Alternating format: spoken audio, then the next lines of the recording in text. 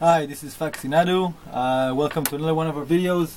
This one is about the Novation K-Station.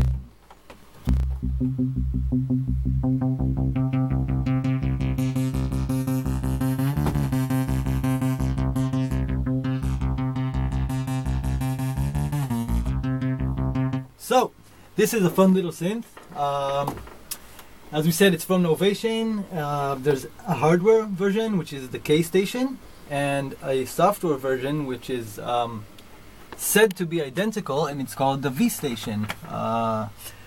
These synths look exactly the same as far as front panel. Well, not exactly, because they're arranged a little bit differently, but they behave the same as far as front panel and as well as the inner going-ons. But they do not sound the same by any stretch. Certain things, as you play with the hardware, the K-Station, you hear that it's nothing like the V in the way it responds, and has a much deeper tone and many more overtones, and it's just a whole different animal. But we'll show you a little bit both on the K and both on the V, and you'll get a little bit of a sense of the synth and why we think this is actually a very cool and underrated machine. The first reason, before we get into the synth itself, why we think it's underrated is, first of all, the price. We got ours for 1,000 Israeli shekels, which is like it's a joke. It's like $250 US, something like that. And for me, this is the main reason that makes the synth overrated, is this price that it goes for these days, because for what you get, it's really amazing. You might not be able to compare it to a Moog Voyager or something, but again, for the price. So let's get into it. This is a 3 oscillator synth. As you can see, you have 3 oscs right here in the oscillator section, and you switch the controls for them are all grouped over here, and you switch between controlling each one of the oscillators by clicking this button over here, and then each of these knobs will control the oscillator that you're on.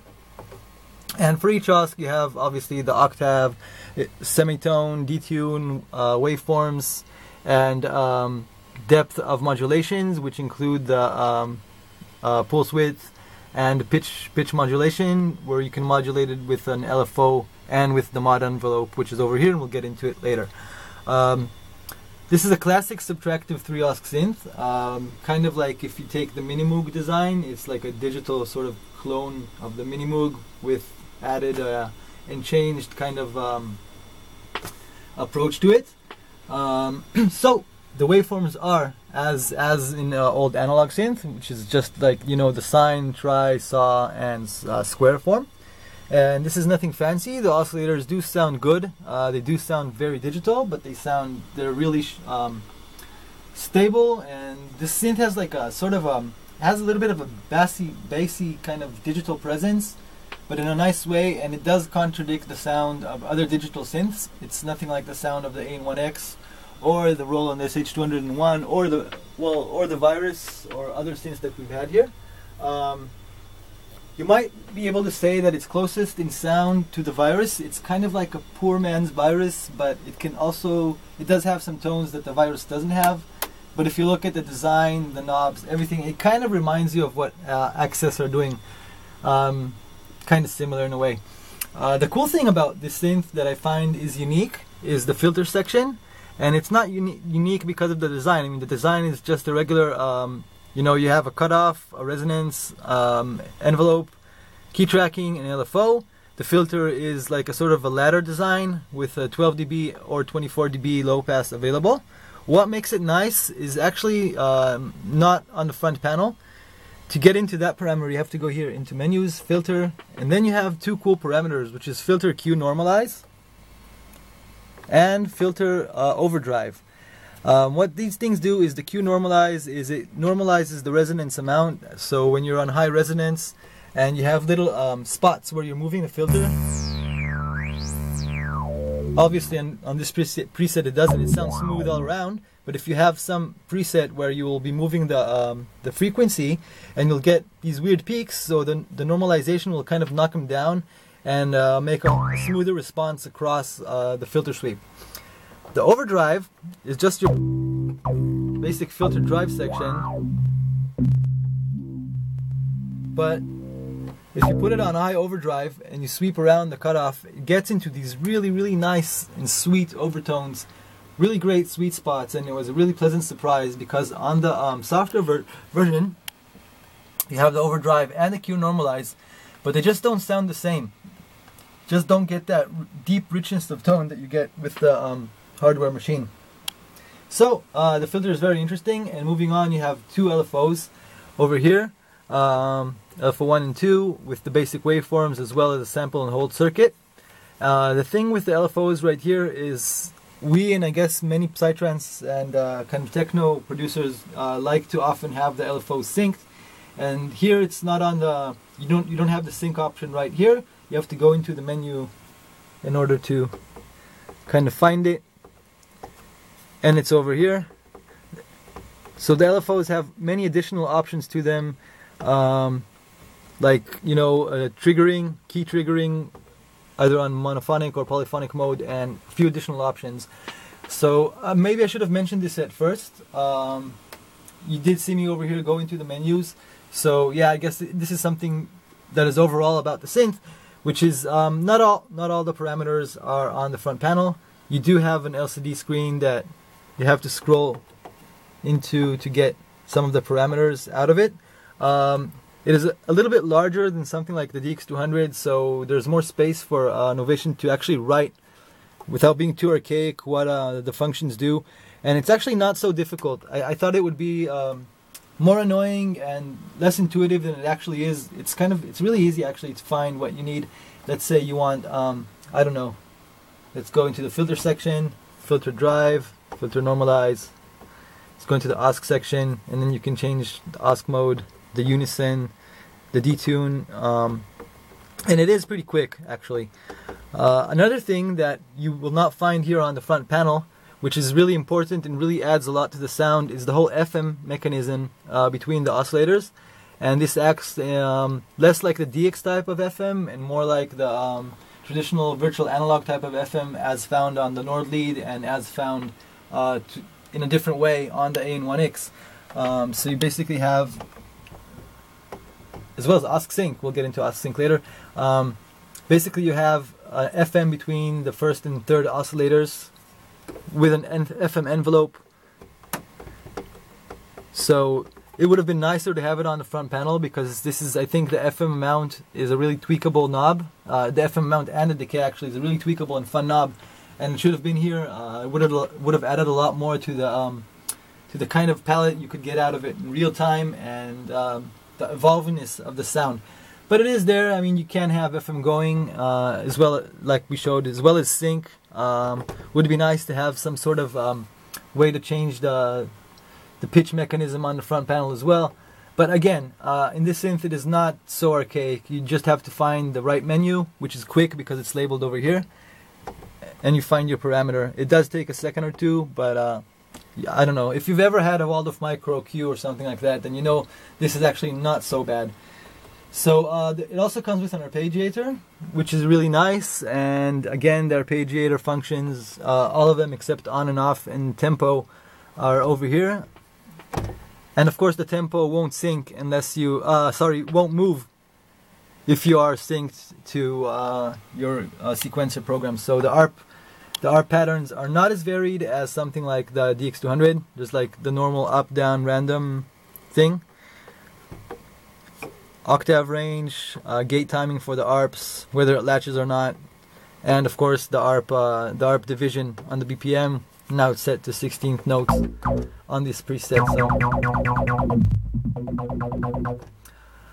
The other thing this synth has is an effects section. These effects are they do sound kind of I don't know, I don't like them so much. They sound kind of digital. I mean, the delay I don't mind, because obviously a delay is a delay, and you can kind of set the parameters for the delay and sync it. I'm okay with that, but the reverb is kind of plastic, and I don't know. I prefer to send the synth clean to the computer, so I don't have it recorded with this weird reverb, and I can put reverb on it later from the sequencer, and I think it's much better. There is a chorus, which can serve either as like a chorus or a phaser. And this is actually not so bad. Again, all the parameters except the effect level are over here in the effects section, right here. So you can choose chorus type, chorus or phaser, chorus rates, chorus sync. All the different parameters for each effect can be accessed via the menu over here. You do have a distortion, which is not the same as the overdrive as we've shown on the filter. The overdrive section is part of the filter mechanism, and it works in tandem with like the resonance and cutoff together and gives you the filter sound. The distortion is actually on the whole voice. And then you have an EQ, which I never use an EQ from the synth. I don't know what for. You know, I can just put it externally, and it's much better control of the sound. But again, you do have it inside if you want to go in the menus and kind of tweak the EQ. It's possible. I think for EQ this is kind of archaic because you do want to kind of see your curves and what is going on, and obviously there's no possibility to do it inside the machine with a small menu.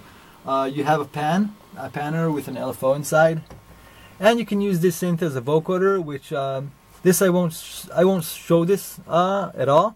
But the way you do it is you kind of look on the back. You have an input here, which is not amped. You do have to kind of insert a nicely preamped sound inside, and then you can use it as a vocoder, and you do have the vocoder parameters in the effects section as well. So it's worth to mention that the effects, while the synth is fully polyphonic, the effects section are obviously monophonic, and like everything that goes out of the synth goes into the effects section and then goes outside. So the effects change the whole thing.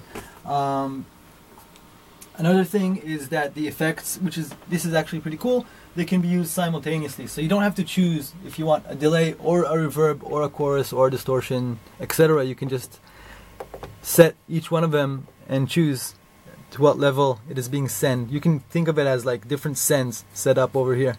The synth, other than allowing for vocoding, the external input also allows for sounds to be processed within the synth. So you can actually like input something and pass it through the filters and envelopes and effects and whatever. With this synth we kind of do it less. I don't really know why. Maybe we should give it a go.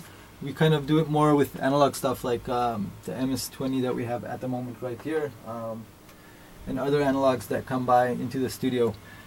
So there's not a ton to show, a ton more to show on the synth itself. Everything, as you see, is either straightforward up on the knobs or inside these little menus. We can talk a little bit about the feel, which is great. The knobs are really nice. They're really musically responding. It seems that everything has been scaled very nicely inside the synth.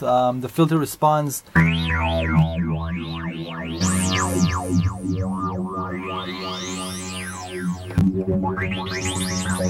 very nicely to your touch.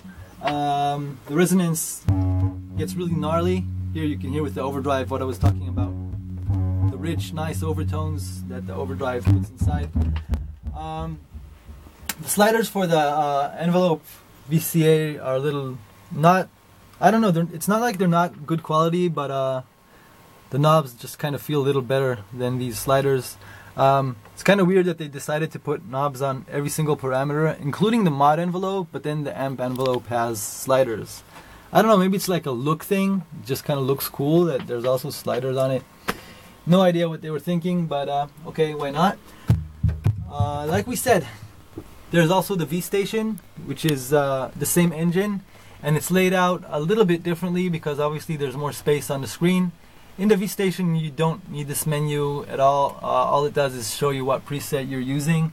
You do have different pages, so you'd have like all the basic parameters on the front page, and then you'd have more in-depth parameters on the extras page, like the FM level, which is much more accessible than on the K-Station panel because you do have it over here inside a menu.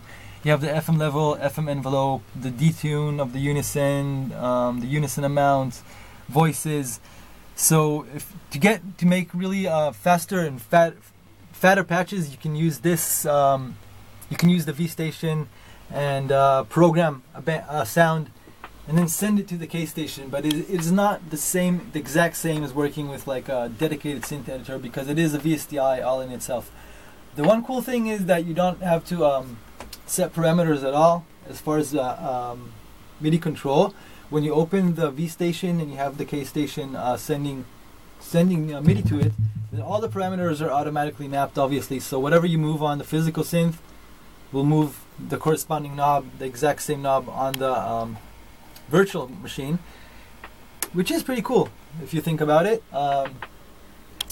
You can instantly load up the V and control it like a hardware synth. It does feel really smooth and like a controller. It is a shame that, of course, the sound is not of the same quality, but we do sometimes, just for the fun of it, we do use the V station too. Why not? You know, if we know certain sounds that we can get, and for the programmability of it, it's sometimes fun to use the V as well. So we'll show you a little bit the sound of the K-Station. I have it's really easy to program, and some of the sounds inside are sounds already. But I did go through it kind of before.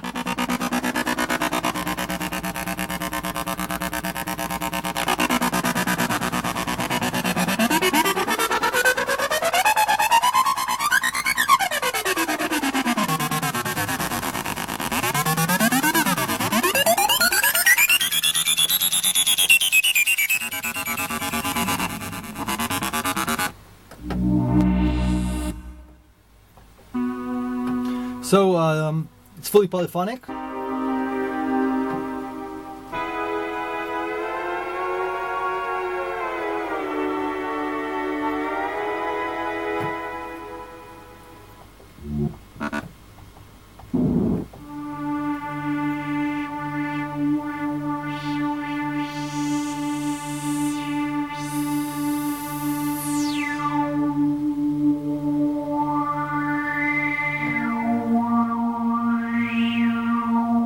You do notice that it does sound kind of digital, but I don't know, I wouldn't classify it really as plastic. It does sound to me a lot warmer than like a VST instrument. The filter, as you can see, if you've seen our AN1X video, then you've noticed that the AN1X filter has kind of like a steppiness as you move the filter knob. This machine obviously does not have it, it's smoother.